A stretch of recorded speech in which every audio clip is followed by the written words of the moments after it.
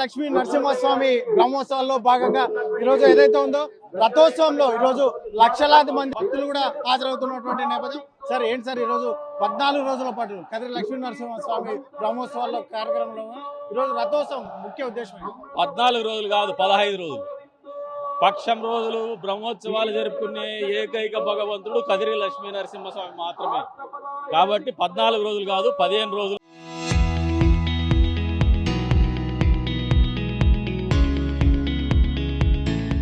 ఈ రోజున రథోత్సవం అనేది చాలా ప్రధానమైనటువంటి ఘట్టం.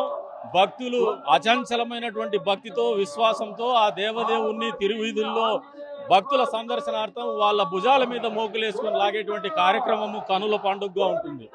దెబ్బలకు కూడా లెక్క చేయకుండా మాన్యువల్గా ఇంత పెద్ద రథాన్ని లాగడం అనేది భారతదేశ ధార్మిక చరిత్రలో అతి పెద్ద ఘట్టం అని చెప్పేసి కూడా ఈ సందర్భంగా తెలియజేస్తున్నాం. వేలాది మంది భక్తులు మోకు మీద వేసుకొని నడిస్తేనే టన్నుల కొద్ది బరువు ఉన్నటువంటి ఆ దేవదేవుడు ముందుకు కదిలేటువంటి పరిస్థితులు ఉంటాయి. కాబట్టి ఎప్పుడు కూడా కదిరి లక్ష్మీ నరసింహుడి రథోత్సవం అనేది ఒక ప్రత్యేకమే అని చెప్పేసి కూడా సందర్భంగా తెలియజేస్తున్నాం. దానికి అనుగుణంగానే ఏర్పాట్లు కూడా ప్రతి సంవత్సరం మేము మెరుగుపరుచుకుంటూనే పోతున్నాం. ప్రతి రథోత్సవం కూడా ప్రతి బ్రహ్మోత్సవం కూడా పాలకులకు కొత్త పాఠాలు చెప్తా ఉంది. మళ్ళీ మేము మెరుగుగా ఆలోచన చేయాల్సినటువంటి పరిస్థితులు, ఏర్పాట్లలో మెరుగుపరచాల్సినటువంటి పరిస్థితులు మాకు తెలియజెప్తాంది. అందుకు అనుగుణంగానే మా ఆలోచనలు పోతున్నాయి. అందుకు అనుగుణంగానే దేవస్థానం అభివృద్ధి కూడా జరుగుతోంది. అందుకు అనుగుణంగానే దేవస్థానం ఆదాయం కూడా పెరుగుతోంది.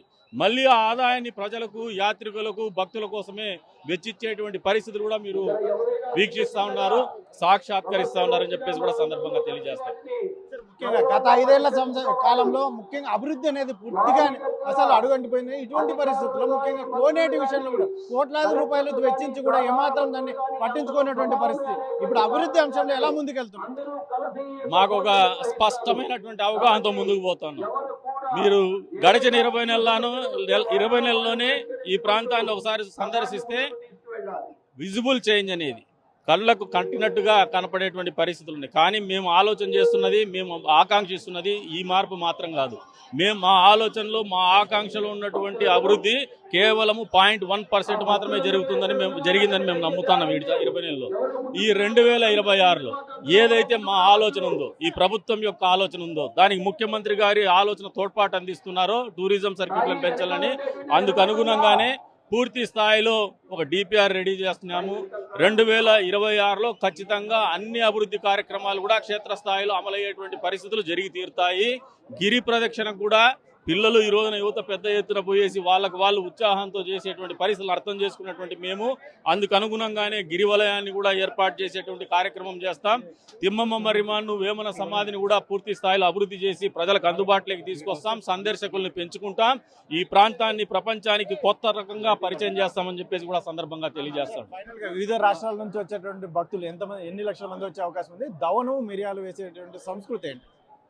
ఈ దవనం మిరియాలు వేస్తే భక్తులకి పాప విముక్తి కలుపుతుందని చెప్పేసి బలంగా భక్తాదులు నమ్ముతారు. అందుకు అనుగుణంగానే ప్రత్యేకత సంతరించుకున్నటువంటి కదిరి మల్లెలు కావచ్చు, కదిరి దవనం కావచ్చు, మీరు ఒకసారి వాసన చూస్తూ ఆలోచన చేస్తే కూడా తెలుస్తుంది. ప్రత్యేకమైనటువంటి సువాసన ఉంటుంది. ఎక్కడ ఏ ప్రాంతంలో కూడా ఇంత సువాసన ఉండేటువంటి దవనం, మల్లెపూలు ఎక్కడా కనపడవు.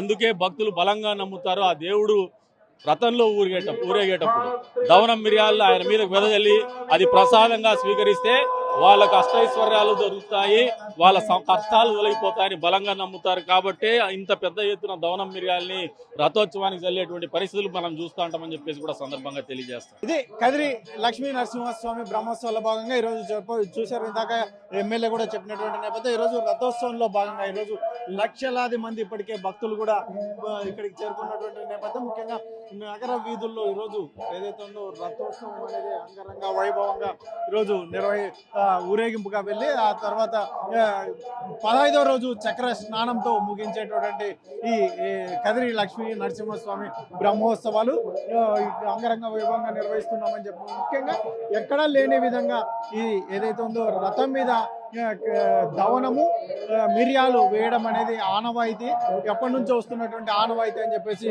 ఎమ్మెల్యే చెప్తున్నటువంటి పరిస్థితి. ఇటువంటి పరిస్థితుల్లోనే ఏదైతే ఉందో కదిరి లక్ష్మీ నరసింహస్వామి బ్రహ్మోత్సవాల సందర్భంగా ఈరోజు రథోత్సవంలో లక్షలాది మంది కర్ణాటక, తెలంగాణ, ఆంధ్ర నుంచి లక్షలాది మంది భక్తులు పాల్గొనే అవకాశం ఉంటుందని చెప్తున్నటువంటి నేపథ్యం. ఇటువంటి పరిస్థితుల్లోనే విధంగా ఈరోజు చూడవచ్చు. మరి ఇప్పటికే లక్షలాది మంది భక్తులు చేరుకున్నటువంటి నేపథ్యం. మిద్దెల మీద పైకి ఎక్కి మరి భక్తులు ఇక్కడ ఏదైతే ఉందో రథోత్సవంలో పాల్గొనడానికి ఆసక్తి చూపుతున్నటువంటి నేపథ్యం. మాకు ఒకటే ఎమ్మెల్యే చెప్తున్నట్టయితే ఒకటే, మాకు ముఖ్యమంత్రి చంద్రబాబు నాయుడు ఏదైతే ఉందో ఈ ఆధ్యాత్మిక కార్యక్రమాలు ముఖ్యంగా సంస్కృతి సంప్రదాయాలను గౌరవించాలనే ఉద్దేశంతోనే ఇటువంటి కార్యక్రమాలకు పెద్ద ఎత్తున మాకు పెద్దపీట వేస్తారు అని చెప్పి చెప్తున్న నేపథ్యం. ఇటువంటి పరిస్థితుల్లోనే ఇటువంటి కార్యక్రమాలు నిర్వహిస్తున్నామని చెప్తున్నటువంటి పరిస్థితి అయితే మొత్తం మీద అయితే మొత్తం ఈరోజు రథోత్సవం అనంతరం చివరి రోజు స్వామివారికి చక్ర స్నానంతో కదిరి లక్ష్మీ నరసింహస్వామి బ్రహ్మోత్సవాలు ముగుస్తాయి అని చెప్పేసి ఇందాక ఎమ్మెల్యే చెప్పినటువంటి పరిస్థితి. కెమెరా పర్సన్ సుధాకర్తో చల్లాక నాయుడు, కదిరి నుండి శ్రీ సత్యసాయి జిల్లా. చరిత్ర సృష్టించినోడు ఇప్పుడు ఆ చరిత్రని తిరగరాయబోతున్నాడు. అబద్ధాల గోడల్ని బద్దలు కొట్టి నిజాలను రాగా మీ ముందుంచబోతున్నాడు. నిజమైన వార్తల కోసం వెంటనే డౌన్లోడ్ చేసుకోండి రా యాప్ని.